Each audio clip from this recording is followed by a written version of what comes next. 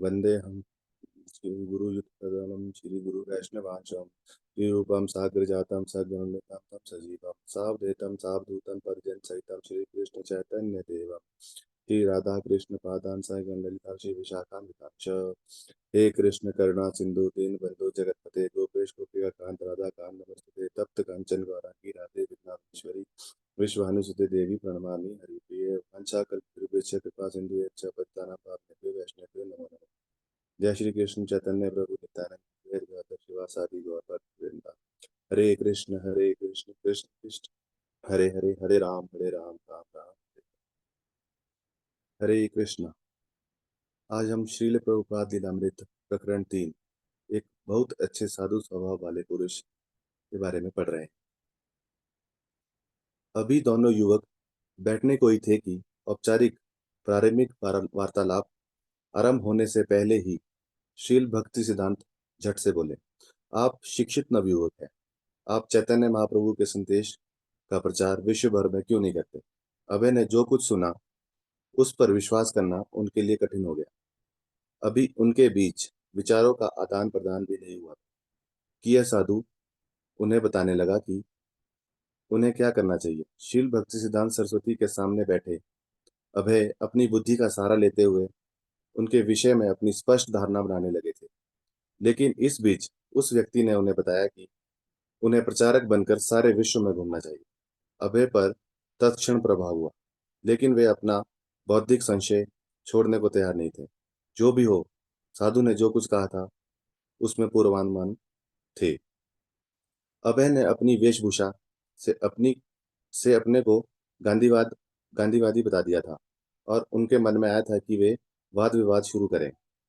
किंतु ज्यों-ज्यों वे भक्ति सिद्धांत के वचनों को सुनते गए, वे साधु के विश्वास के बल के सामने विजित सा अनुभव करने लगे। अभय को मालूम हो गया कि महाप्रभु चैतन्य के अतिरिक्त साधु को अन्य किसी चीज की चिंता नहीं थी और इसी कारण वे महान हो गए थे। इसी कारण उनकी चारों ओर इतने अनुयायी इकट्ठे हुए थे कि इसी कारण अभय उनकी ओर आकर्षण का अनुभव करते थे, उनसे अनुप्राणित थे, विजित थे और उनके वचन अधिकाधिक सुनना चाहते थे। लेकिन उन्हें सच्चाई की परख के लिए एक विवाद खड़ा रखना था। विवाद के लिए विवश होकर अभय उन शब्दों के उत्तर में बोले जो शील भक्ति सिद्धांत मिलने के बाद संक्षेप में कहे थे। आपके चैतन्य के संदेश को कौन सुनेगा? अभय ने प्रश्न किया। हम पराधीन देश के लोग हैं, पहले भारत को स्वतंत्र होना है। अंग्रेज शासन के अधीन रहते हुए हम भारतीय संस्कृति का प्रचार कैसे कर सकते हैं? अभय ने अभिमानवश नहीं पूछा था। उनका प्रश्न केवल उत्तेजक था, लेकिन फिर भी वह स्पष्ट रूप से चुनौतीपूर्ण था। यदि वे साधु की उक्ति को गंभीर समझकर ग्रहण करते हैं और शील भक्ति सिद्धांत के व्यवहार में ऐसा कुछ नहीं जिससे मालूम हो कि वे गंभीर नहीं है, तो अभय वह प्रश्न पूछने के लिए अपने को विवश अनुभव कर रहे थे कि वे भारत के स्वतंत्र रहते इस प्रकार का प्रस्ताव कैसे कर सकते हैं। शील भक्ति सिद्धांत ने शांत गंभीर स्वर में उत्तर दिया था कि कृष्ण चेतना को भारतीय राजनीति में परिवर्तन की प्रतीक्षा नहीं करनी है, ना ही वह इस बात पर निर्भर है कि शासन कौन करता है। कृष्ण चेतना इतनी महत्वपूर्ण है, अनन्य रूप से इतनी महत्वपूर्ण है कि वह प्रतीक्षा नहीं कर सकती। अभय उनकी निर्भीकता से प्रभावित हो गए।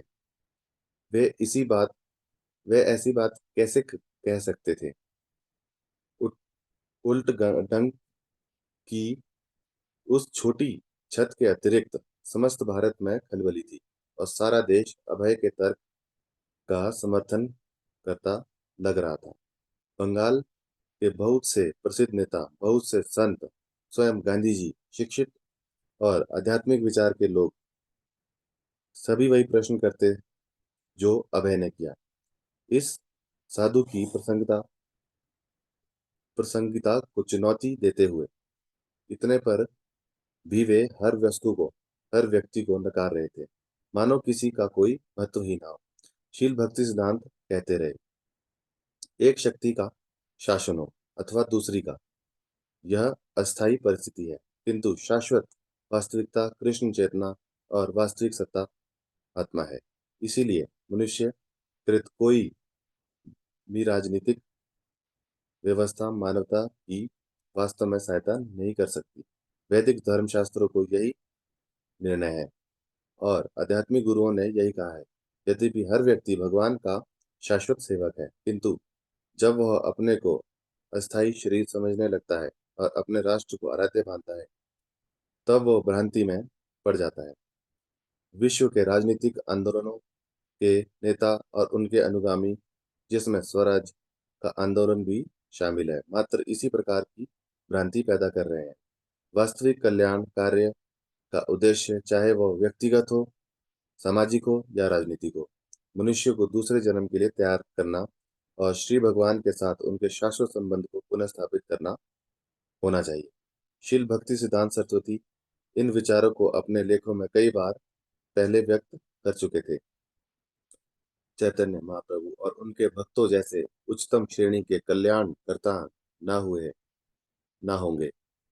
अन्य प्रकार के कल्याण कार्य न केवल धोखा है बल्कि हानिकारक भी है, जबकि महाप्रभु और उनके अनुयायियों द्वारा किया गया कल्याण सबसे सच्चा, सबसे बड़ा और शाश्वत कल्याण है। यह कल्याण किसी देश के विशेष के लिए नहीं है जो दूसरे के लिए उत्पाद पैदा करे, वरना यह समस्त विश्व के लिए है। श्री चैतन्य महाप्रभु ने जो दया जीवों पर दर्शाई है, वह उन्हें सभी अभावों, सभी असुविधाओं और सभी कष्टों के सदा के लिए मुक्त करती है। वह दया किसी पाप को जन्म नहीं देती और जिन जीवों को यह मिली है, वे संसार के पापों के भागी नहीं बने।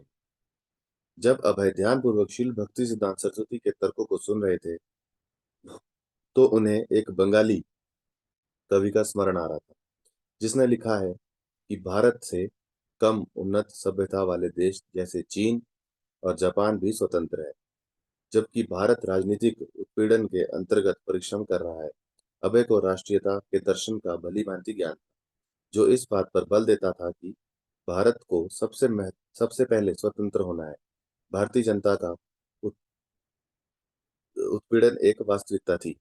निरपराध नागरिकों का अंग्रेजों द्वारा संहार एक वास्तविकता थी और स्वतंत्र से ही जन कल्याण होगा। आध्यात्मिक जीवन एक विलास था, जिसका उपयोग केवल आजादी के बाद हो सकता था। उस समय अंग्रेज शासन से राजनीतिक स्वतंत्रता प्राप्त करना ही प्रासंगिक आध्यात्मिक आंदोलन था।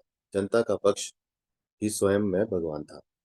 तो भी चूंकि अभय का पालन पोषण एक वैष्णव के रूप में हुआ था, अतः श्रील भक्ति सिद्धांत जो कुछ कह रहे थे, वह उन्हें अच्छा लग रहा था। अभय इस निष्कर्ष पर पहुंच चुके थे कि यह अन्य साधुओं की तरह कोई संदिग्ध चरित्र वाला साधु नहीं है। वे शील भक्ति सिद्धांत के वचनों में सच्चाई का अनुभव कर रहे थे। वह साधु कोई अपना दर्शन नहीं गढ़ रहा था, वह शेख ही नहीं बखार रहा था, न आक्रामक बन रहा था। यद्यपि उससे उसके बात करने का ढंग ऐसा था कि उससे अन्य सभी दर्शन खोखले लग रहे थे। वे वैदिक साहित्य और ऋषियों के शाश्वत आदेशों का कथन कर रहे थे और उन्हें सुनना अभय को प्रिय लग रहा था। कभी अंग्रेजी और कभी बंगाली में बोलते हुए और कभी भगवत गीता के संस्कृत श्लोकों का उद्धृत करते हुए श्रील भक्ति सिद्धांत ने श्री कृष्ण को सर्वोच्च वैदिक अधिकारी बताया। भगवत गीता में कृष्ण ने घोषणा की थी कि सारे धर्म त्याग कर मनुष्य को चाहिए कि वो श्री भगवान की शरण में अपने को समर्पित करते। सर्वधर्म धर्मान परित्यज्य मामेकम शरणं व्रज। और श्रीमद् भागवत में उसी बात की पुष्टि की गई है। धर्म व्रजते वो तेकवत्र परमो निर्मात सनानाम ताम। अन्य सभी धर्म अपवित्र और त्याज्य है और केवल भागवत धर्म ही रहना चाहिए। इसका अर्थ है श्री भगवान को प्रसन्न करने के लिए अपने कर्तव्य का पालन करना। शील भक्ति सिद्धांत का प्रस्तुतिकरण इतना शक्तिशाली था कि किसी को भी जो शास्त्र को स्वीकार करता हो, उसका निष्कर्ष मान्य होना ही था। भक्ति सिद्धांत ने कहा कि अब लोग नास्तिक हो गए हैं। इसलिए सब अब उनका विश्वास नहीं रह गया है कि भक्ति से सभी अनियमितताएं, यहाँ तक कि राजनीतिक क्षेत्र को भी दूर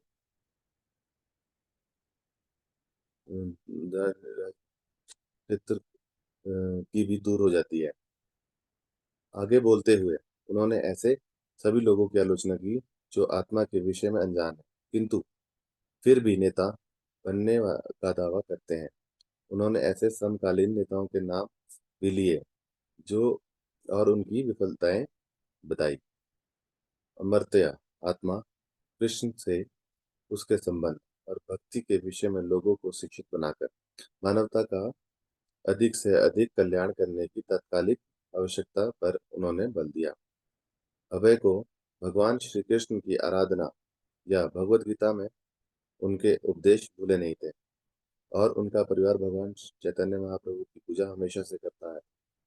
उन्हीं के मिशन का समर्थन भक्ति सिद्धांत सरस्वती कर रहे थे। गौड़ीय मठ के लोग जिस तरह कृष्ण की पूजा करते थे उसी तरह उन्होंने भी जीवन भर कृष्ण की पूजा की थी और वे कृष्ण को कभी नहीं भूले थे। लेकिन वैष्णव दर्शन का ऐसा सशक्त प्रस्तुतिकरण सुनकर वे विस्मित हो गए।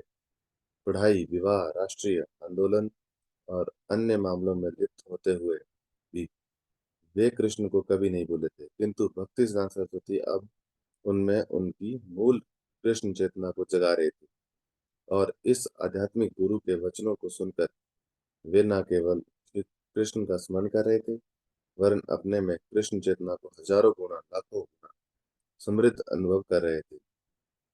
बचपन में अभय ने जो नहीं सुना था जगन्नाथपुरी में जो उनके लिए अस्पष्ट था, कॉलेज में जिससे वे विचलित थे, पिता ने उनकी जिस बात की रक्षा की थी वह सब अब उनकी प्रतिक्रिया स्वरूप भावनाओं में उमड़ आया और वे उसे बनाए रखना चाहते थे।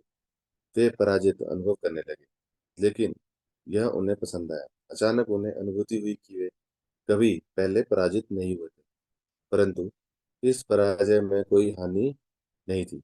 यह बहुत बड़ा लाभ था। श्री प्रभुपाद मैं वैष्णव परिवार से था इसीलिए उनके प्रचार का मूल्य मैं समझ सकता था।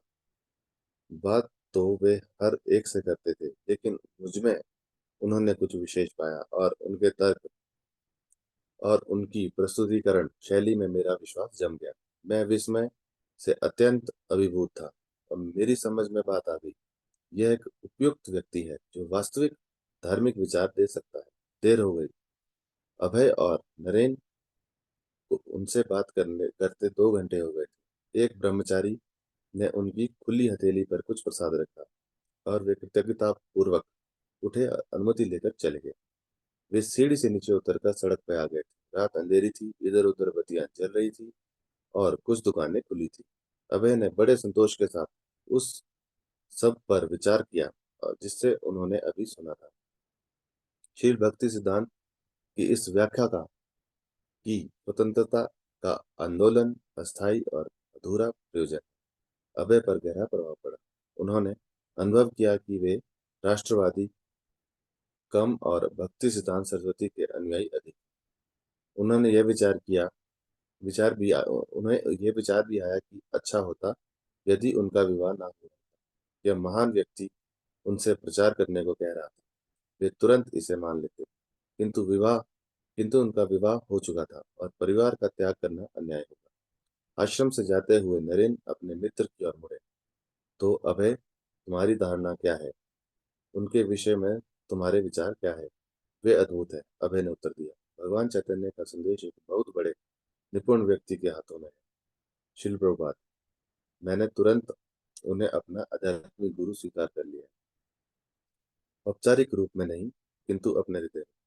मैं सोच रहा था कि मेरी भेंट एक बहुत अच्छे साधु स्वभाव वाले पुरुष से हुई। शील भक्ति सिद्धांत सरस्वती से पहली भेंट के बाद अभय गौड़ी मठ के भक्तों के साथ मेल जोल बढ़ाने लगे। वे उन्हें पुस्तकें देते और अपने आध्यात्मिक गुरु का इतिहास बताते। शील भक्ति सिद्धांत सरस्वती भक्ति विनोद ठाकुर की 10 संतानों में से एक थे। भक्ति विनोद ठाकुर स्वयं महाप्रभु चैतन्य की गुरु शिष्य परंपरा में एक महान वैष्णव गुरु थे। भक्ति विनोद के समय से पहले महाप्रभु चैतन्य के उपदेश ऐसे गुरुओं संप्रदायों के हाथ में पढ़कर धुंधले हो गए, जो झूठ मूठ अपने महाप्रभु के अनुयायी बताते हैं थे, किंतु जो उनकी विशुद्ध शिक्षाओं से कई तरह से बहुत दूर हट चुके थे। वैष्णव धर्म की सत्कीर्ति घटने लगी थी, किंतु भक्ति विनोद ठाकुर ने अपने प्रचुर लेखों द्वारा और सरकार में से एक उच्च अधिकारी होने के नाते सामाजिक स्थिति के कारण वैष्णव धर्म की प्रतिष्ठा पुनर्स्थापित की। उन्होंने प्रचारित किया कि महाप्रभु चैतन्य के उपदेश आस्तिकता का सर्वोत्तम रूप है और वे किसी संप्रदाय या धर्म या राष्ट्र विशेष के लिए नहीं, अपितु विश्व की समस्त मानवता के लिए है। उन्होंने भविष्यवाणी की कि महाप्रभु चैतन्य की शिक्षाओं का प्रसार विश्व भर में होगा और यही उनकी मनोकामना थी। महाप्रभु चैतन्य द्वारा प्रचारित धर्म विश्व भर के लिए है और केवल कुछ लोगों के लिए नहीं। कीर्तन का सिद्धांत संसार के भावी धर्म के रूप में विकास करने के लिए बिना जाति या संप्रदाय के भेदभाव के सभी वर्गों के लोगों को आमंत्रित करता है। ऐसा लगता है कि विश्व भर में फैल जाएगा और ऐसे सारे सांप्रदायिक धर्मों का स्थान दे देगा जो बाहरी लोगों को मस्जिद, गिरजाघर और मंदिर की सीमाओं से दूर रखता है। महाप्रभु चैतन्य का आगमन केवल भारत के कुछ लोगों के उद्धार के लिए ही नहीं, वरन उनका मुख्य उद्देश्य विश्व के सभी देशों के सभी प्राणियों का उद्धार करना और शाश्वत धर्म का प्रचार करना था। चैतन्य भागवत में महाप्रभु चैतन्य कहते हैं कि मेरे नाम का गान हर कस्बे, देश और गांव में होगा। इस निर्विवाद आदेश का निसंदेह पालन होगा। यद्यपि अभी तक कोई विशुद्ध वैष्णव समाज अस्तित्व में नहीं आया, तो भी महाप्रभु चैतन्य की भविष्यवाणी कुछ ही दिनों में सत्य सिद्ध होगी, ऐसा मुझे विश्वास है। क्यों नहीं, आरंभ में कोई भी वस्तु नितांत विशुद्ध नहीं होती। अ- अपूर्णता से ही पवित्रता का जन्म होगा। ओह, वह दिन जब भाग्यशाली अंग्रेज, फ्रांसीसी, रूसी, जर्मन और अमेरिकन जनता पताकाएं, मृदंग और करताल लेकर अपने कस्बों और सड़कों में कीर्तन का स्वर ऊंचा करेगी। वह दिन कब आएगा? एक प्रमुख न्यायाधीश होने के नाते भक्ति विनोद ठाकुर जिम्मेदार सरकारी अधिकारी थे। वे भगवान जगन्नाथ के मंदिर के अधीक्षक भी थे और 10 बच्चों के पिता थे। इन दायित्वों का भार वहन करते हुए भी वे कृष्ण भक्ति का प्रचार असाधारण स्फूर्ति के साथ करते थे। शाम को ऑफिस से घर आने पर वे भोजन करते और 8 बजे से आधी रात तक सोते, तब उठ जाते और सवेरा होने तक लिखने का कार्य करते। उन्होंने अपने जीवन में से 100 से अधिक पुस्तकें लिखी, जिनमें बहुत सी अंग्रेजी में थी। उनकी दोनों में एक महत्वपूर्ण देन यह है कि जगन्नाथ दास बाबा जी और गौर किशोर दास बाबा जी के सहयोग से उन्होंने कलकत्ता से लगभग 90 किलोमीटर उत्तर स्थित मायापुर में भगवान चैतन्य के ठीक जन्म स्थान का पता लगाया। भारत में गौड़ीय वैष्णव धर्म के सुधार के लिए प्रयत्न करते हुए उन्होंने भगवान चैतन्य से प्रार्थना की, आपकी शिक्षाओं की बहुत अवमानना हुई है। मेरे वश में नहीं है कि मैं उनकी पुनर्स्थापना करूं। और उन्होंने एक पुत्र के लिए प्रार्थना की जो उनके प्रचार कार्य में उनकी सहायता कर सके। जब 6 फरवरी को जगन्नाथपुरी में भक्ति विनोद ठाकुर को भक्ति सिद्धांत सरस्वती की पुत्र प्राप्ति हुई, तो वैष्णव ने यही समझा कि यह उनकी प्रार्थनाओं का फल है। जब से भक्ति सिद्धांत सरस्वती का जन्म हुआ, तो उनकी नाभि दाढ़ी ब्राह्मणों द्वारा धारण किए जाने वाले यज्ञोपवीत की तरह गले से लिपटी हुई और छाती पर फैली हुई थी। उनके माँ बाप ने उनका नाम विमल प्रसाद रखा। हरे कृष्ण। हरे कृष्णा, धन्यवाद।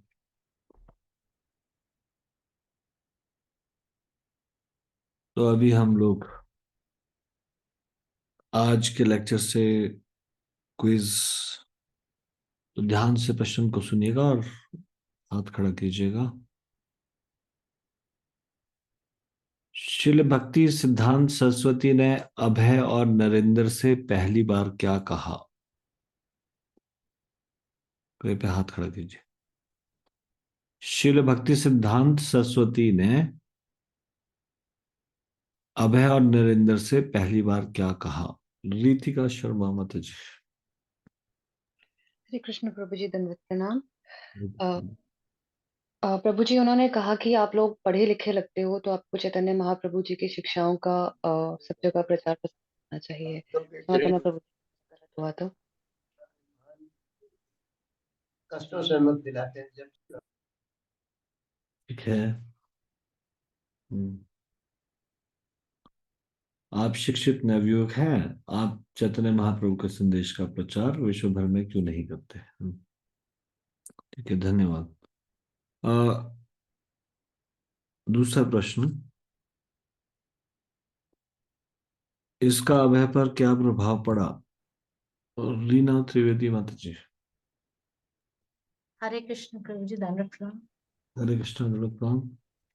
प्रभु जी, अभय जी को विश्वास नहीं हुआ कि ये क्या सुन रहे हैं, क्योंकि वो अभी उठ भी नहीं पाए थे। उससे पहले ही श्रील भक्ति सिद्धांत सरस्वती गोस्वामी प्रपाद जी ने उनसे इस तरह से प्रीच करने को कहा। तो वो समझ नहीं पा रहे थे। वो ही वॉज अनेबल टू कॉम्प्रिहेंड कि ऐसे ये कैसे हमको प्रीच करने के लिए बोल सकते हैं और पूरे संसार में जाके श्री चैतन्य महाप्रभु का मैसेज को देने के लिए कैसे बोल सकते हैं, जबकि हमारा अभी कोई आदान प्रदान भी नहीं हुआ था, कोई भी हमारे बीच में कोई वार्तालाप भी नहीं हुई थी। हरे कृष्णा, दंडवत प्रणाम प्रभु जी। और कोई? इंदुमती गोपिका माता जी। हरे कृष्णा प्रभु जी। अभय पर तत्क्षण प्रभाव हुआ, लेकिन वे अपना बौद्धिक संशय छोड़ने को तैयार नहीं थे। जो भी हो, साधु जो कुछ कहा था उसमें पूर्वानुमान थे। अभय ने अपनी वेशभूषा से अपने को गांधीवादी बता दिया था और उनके मन में आया कि वे वाद विवाद शुरू करें। तो इसका प्रभाव ये पड़ा कि अभय प्रभावित तो हुए उनकी बात से, लेकिन उन्होंने अपनी संशयशीलता बनाए रखी।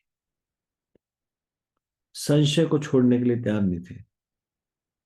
उन्होंने बाद में जब भक्ति सिद्धांत सरस्वती की दृढ़ता को देखा और भगवान चैतन्य के प्रति समर्पण को देखा, तो उससे उनको प्रेरणा और विनम्रता का अनुभव हुआ।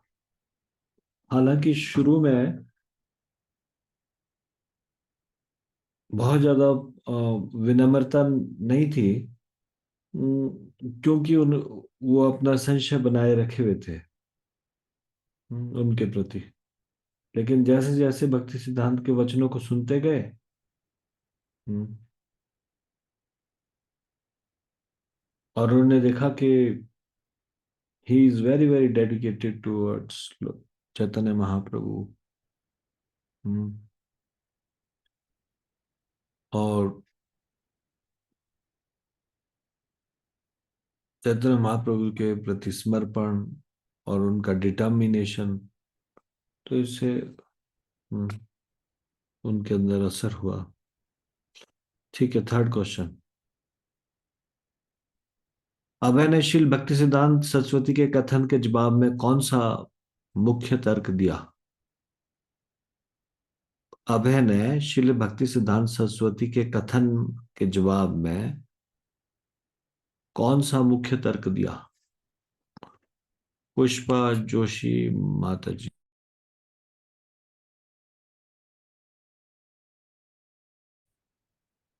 पुष्पा जोशी माता जी, बताइए। हरे कृष्णा प्रभु जी। आपके चैतन्य के संदेश को कौन सुनेगा? अभय ने प्रश्न किया। हम पराधीन देश के लोग हैं। पहले भारत को स्वतंत्र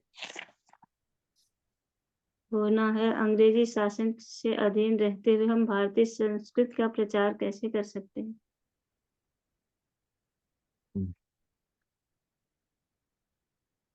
ठीक है, नेक्स्ट शिल भक्ति सिद्धांत सरस्वती ठाकुर ने अभय को क्या उत्तर दिया? Raise your hand, please raise your hand. Umesh Sharma प्रभु जी बताइए। हरे कृष्णा प्रभु, धन्यवाद प्रणाम। वेलकम। रीढ़ भक्ति सिद्धांत ने शांत गंभीर स्वर में उत्तर दिया कि कृष्ण चेतना को भारतीय राजनीति में परिवर्तन की प्रतीक्षा नहीं करनी है, नहीं वह इस बात पर निर्भर है कि शासन कौन करता है। कृष्ण चेतना इतनी महत्वपूर्ण है, हरे कृष्णा प्रणाम, अनन्य रूप से इतनी महत्वपूर्ण है कि वह प्रतीक्षा नहीं कर सकती। हरे कृष्णा प्रणाम। ठीक है, धन्यवाद। अगला प्रश्न, श्रील भक्ति सिद्धांत सरस्वती ने राजनीतिक आंदोलनों के बारे में क्या कहा? रचना तिवारी माता जी बोले। हरे कृष्णा प्रभु जी। उन्होंने कहा कि एक शक्ति का शासन हो या दूसरी, किंतु जो शाश्वत वास्तविकता कृष्ण चेतना ही है। और फिर उन्होंने कहा कि मनुष्यकृत कोई भी राजनीतिक व्यवस्था मानवता की वास्तव में सहायता नहीं कर सकती। धर्म शास्त्रों का भी यही निर्णय है, उन्होंने कहा, और आध्यात्मिक गुरुओं ने भी यही कहा है।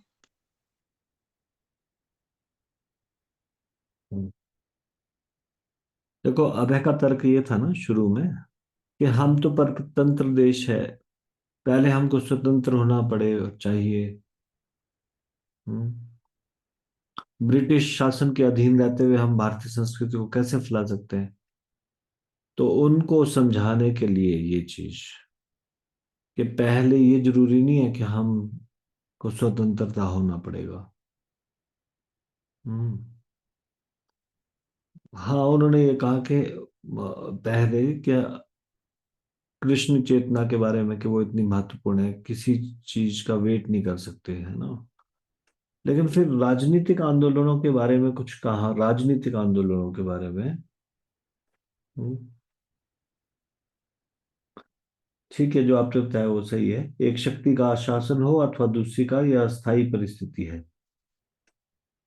हम्म, और कुछ महत्वपूर्ण चीज भी इसमें ऐड करनी चाहिए।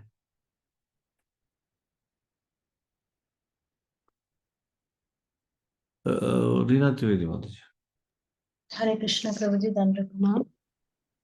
धन्यवाद। उन्होंने कहा कि although everyone is an eternal servant of God, when one takes himself to the temporary body and regards the nation of his birth as worshipable, he comes under illusion. So the leaders and the followers of the world's political movements, including the movement for Swaraj, were simply cultivating this illusion. So real welfare work, whether individual, social, or political, should help prepare a person for his next life and help him re-establish his धन्यवाद। eternal relationship with the Supreme. हाँ, हरे कृष्ण दंड एक चीज ये कहा उन्होंने राजनीतिक आंदोलनों के बारे में कि जितने भी ये राजनीतिक आंदोलन है, इंक्लूडिंग स्वराज, चाहे वो ये स्वतंत्रता का आंदोलन ही क्यों ना है, ये लोगों को भ्रम में डालते हैं। कैसे?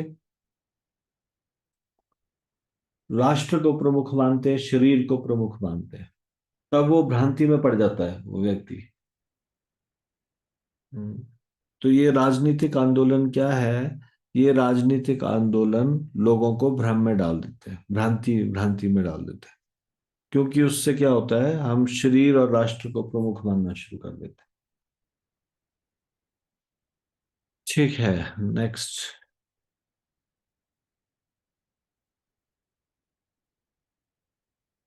श्रील भक्ति सिद्धांत सरस्वती के अनुसार श्री चैतन्य महाप्रभु और उनके भक्तों का कार्य अन्य लाभों से किस प्रकार भिन्न है? ये जो कल्याण कार्य है संसार के, या कोई भी संसार का लाभ है, वो कैसे भिन्न है चैतन्य महाप्रभु और उनके भक्तों के कार्य से कैसे भिन्न है?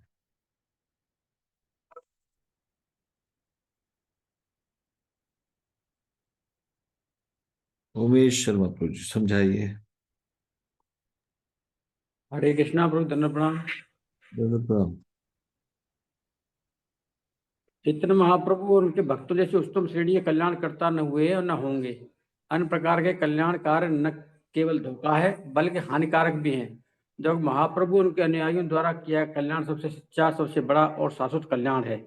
यह कल्याण किसी देश विशेष के लिए नहीं है जो दूसरों के लिए उत्पाद पैदा करे, वरन यह समस्त विश्व के लिए है। श्री चैतन्य महाप्रभु ने जो दया जीवों पर दर्शाई है, वह उन्हें सभी अभावों, सभी असुविधाओं और सभी कष्टों से सदा के लिए मुक्त करती है। वह दया किसी पाप को जन्म नहीं देती और जिन जीवों को वो मिली है वे संसार के पापों के भागी नहीं बनेंगे। हरे कृष्णा। प्रणाम।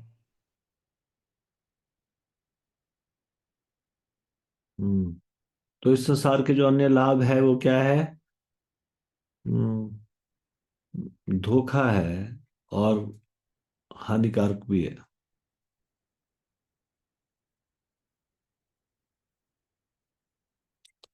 महाप्रभु के द्वारा किया गया कल्याण ये शाश्वत है, शाश्वत कल्याण है। यानी कि जो महाप्रभु ने जीवों पर दया दिखाया, भक्ति के लिए उनको प्रेरित किया, वही वास्तविक है। ठीक है। अभय का प्रारंभिक दृष्टिकोण शील भक्ति सिद्धांत के विचारों के प्रति क्या था?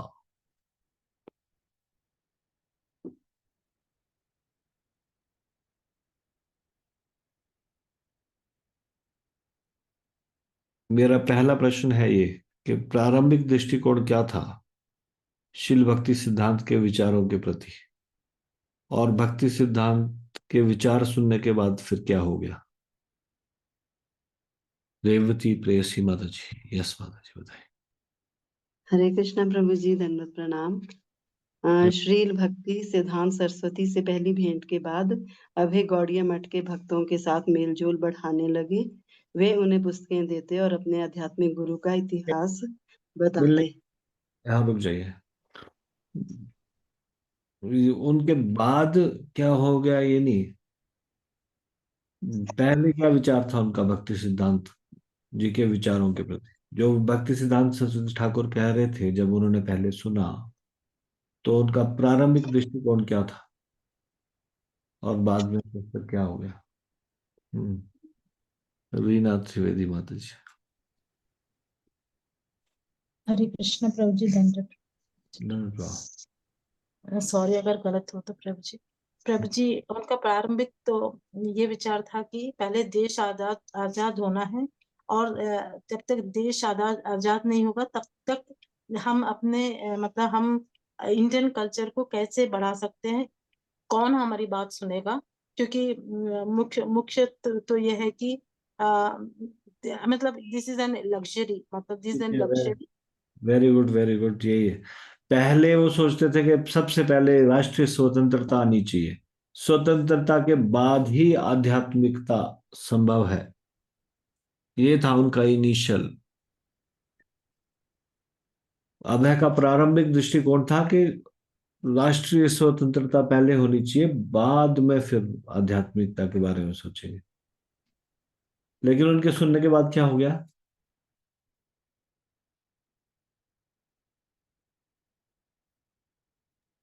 हरे कृष्णा प्रभु जी। बाद में क्या हो गया?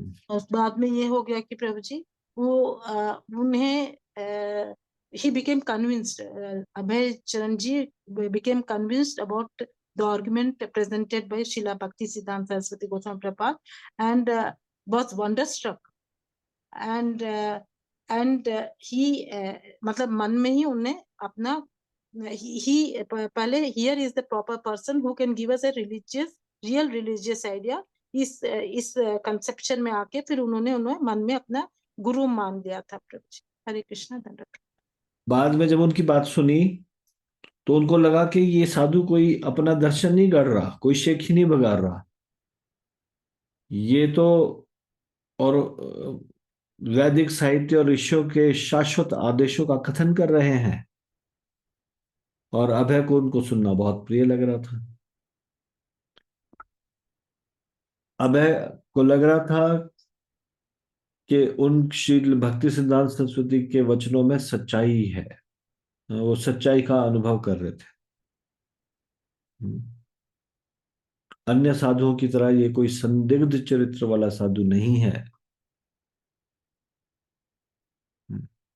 और अब उनको बाकी सारे के सारे अ,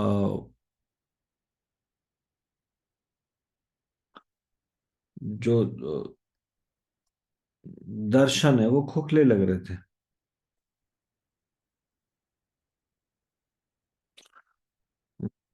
तो अब मैंने क्या महसूस किया कि श्रील भक्ति सिद्धांत जी का दृष्टिकोण शाश्वत वैदिक शिक्षाओं पर आधारित है, सच्चा और गहन है, अन्य सारी विचारधाराओं से श्रेष्ठ है। ठीक है, धन्यवाद।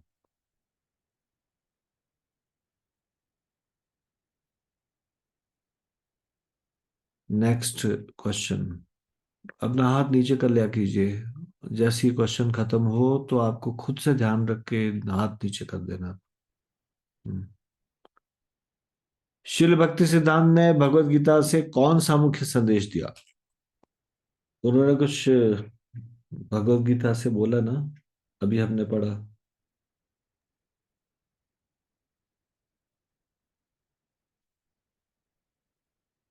रचना तिवारी माता जी।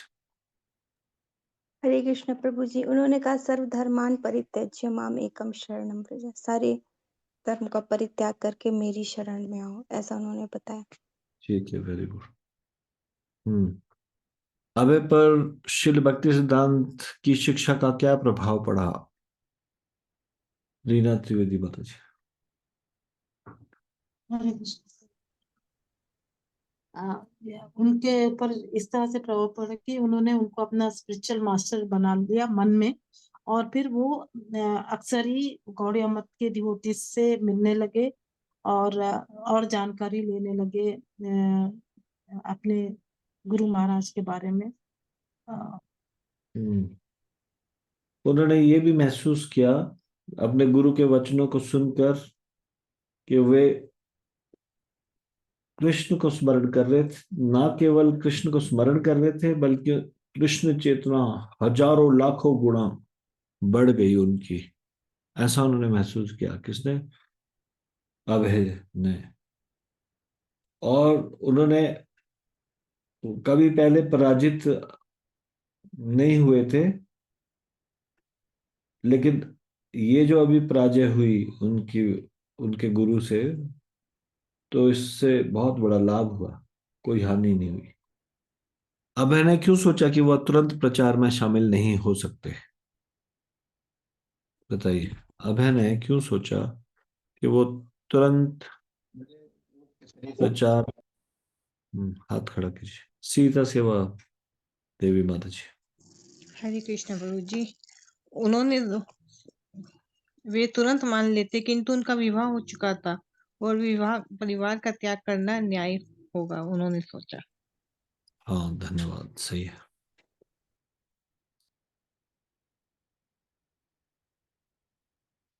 ठीक है, एक एक बहुत सिंपल क्वेश्चन पूछ रहा हूँ जिसमें सबके हाथ खड़े होने चाहिए। ठीक है, पूछो ऐसा सिंपल क्वेश्चन, बोलना नहीं है, सिर्फ हाथ खड़े करने हैं।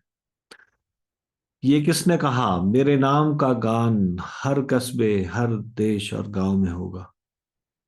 हर कस्बे देश और गांव में होगा, ये किसने कहा? मेरे नाम का गान हर कस्बे देश और गांव में होगा, ये किसने कहा? सिंपल नहीं है? Isn't it very simple question? किसी ने थोड़ा भी ध्यान से सुना होगा तो वो बता सकते हैं। Raise your hand. प्रतिमा माता जी। हरे कृष्ण प्रभु जी, चैतन्य महाप्रभु जी। धन्यवाद। चैतन्य महाप्रभु ने कहा। भक्ति विनोद ठाकुर जी ने कितनी पुस्तकें लिखी? कितनी पुस्तकें लिखी? शची माता सेविका। अनूप ठाकुर या हरे कृष्ण प्रभु जी, 100 बुक्स लिखी थी प्रभु जी। 100 से अधिक पुस्तकें लिखी। धन्यवाद।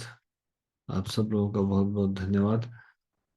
तो हम इसको यहीं पे विराम देंगे। शिल प्रभुपाद लीलामृत की जय, शिल प्रभुपाद की जय, परम पूज्य सतस्वरूप दास गोस्वामी महाराज की जय, निताई गौर प्रेमानंदे, हरि हरि बोल।